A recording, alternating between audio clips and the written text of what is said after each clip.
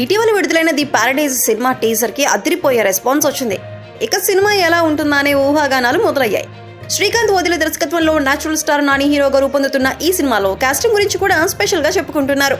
సినిమాలో ఒక important role లో పీపుల్స్ స్టార్ ఆర్ నారాయణమూర్తిని తీసుకునేలా చర్చలు జరుగుతున్నాయట.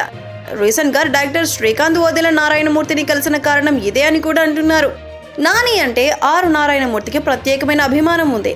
ఒక సందర్భంలో నానిని ప్రశంసిస్తూ తెలుగు అమీర్ ఖాన్ అని అన్నారు నారాయణమూర్తి. అయితే సొంత కథలు సొంత సినిమాలే చేస్తూ దశాబ్దాల కాలంగా తన పంథా కొనసాగిస్తున్న ఆర్ నారాయణమూర్తి అంతకుముందు భారీ సినిమాల ఆఫర్లు వచ్చినా కాదనేశారు. అయితే మళ్లీ నాని శ్రీకాంత్ వదిల పారడైజ్ కోసం ఆయన్ను కలిశారన్న టాక్ వినిపిస్తుంది. మరి పారడైజ్ కోసం నారాయణమూర్తి తన సెంటిమెంట్ బ్రేక్ చేస్తారా, నాని సినిమా కోసం ఆయన ఓకే అంటారా అన్నది తెలియాల్సి ఉంది.